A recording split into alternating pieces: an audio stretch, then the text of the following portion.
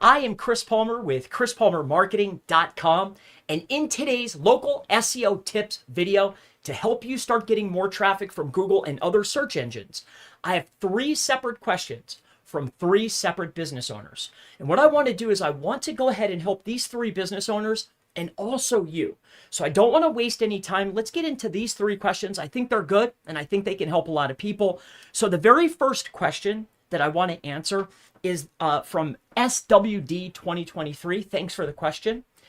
And what they're asking here, I know it's a relatively longer question, but they have one Google business profile, so one Google Maps listing. But on their website, they service multiple locations. They do multiple different services in multiple locations.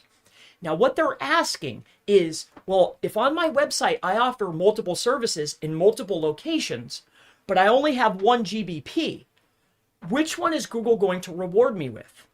Well, the answer is very clear. On that Google business profile listing, you had to verify the listing, right? Most business owners do. Google is going to reward you with that area, that proximity around the business. You know, I've seen businesses rank in their general proximity from wherever the business is in a 5 to 20 mile radius around their business, depending on niche and category.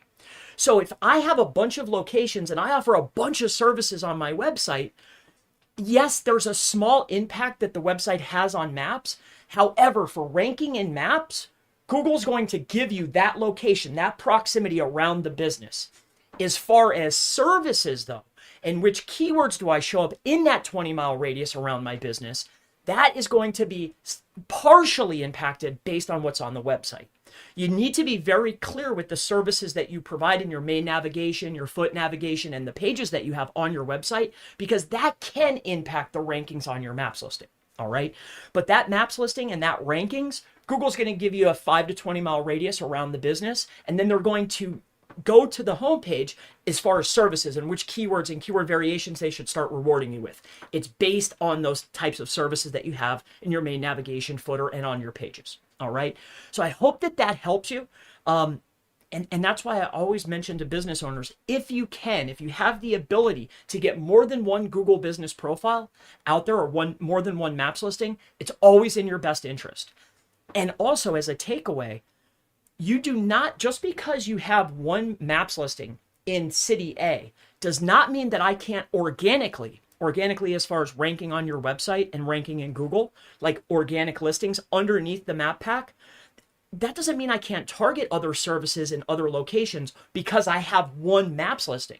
No, you can have as many location pages as you want, but as far as maps, you're probably only going to get 5 to 20 miles around that business location. All right, so hopefully that helps you out. Moving into the very next question, this comes from Razzie. Thank you so much, Razzie, for this question. And what they're talking about is more about backlinks, link building, backlink building for their local business. This is pertaining to a video that I created regarding link building, like building guest posts or building press releases. And the question here is, these are naked links. Will they work for increasing overall authority? All right. So a naked backlink, let me explain this. All right. We know that anchor text or the words that are associated with a link definitely are going to give more value. But a naked link, which is just like this, I'll write it out so everybody could see it clearly. Okay. So HTTPS, yourwebsite.com. This here is, now let's do a service. How about, I don't know,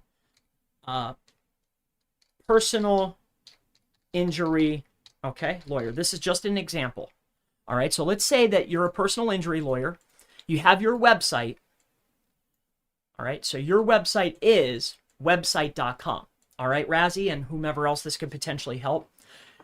Now, can a backlink pointing to this page, all right, that is using an anchor text or lack thereof of just being naked, will that increase the overall authority? Like, will I still get benefit by using a naked link to my website instead of using anchor text? Like this page here is called personal injury lawyer.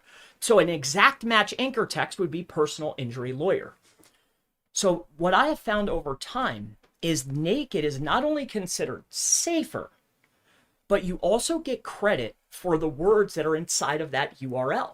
Why? Because that is now your anchor text. Instead of you just adding in a word, you've put in your URL, and you have to remember your URL contains your brand name, which is website.com. Usually it's a brand, plus primary keyword. So not only is a naked safer, but I'm also getting credit for everything, right? Most business owners or most SEO firms are going out there and building brand and exact. I'm not saying that that's bad, that's good. But we also like to get a variation of some of these naked links. They're called naked links. It's just the URL, because I know, and my team knows, and now you know, that this is just like I'm getting credit for brand and primary keyword. All right, very, very effective. On top of that, will they increase authority?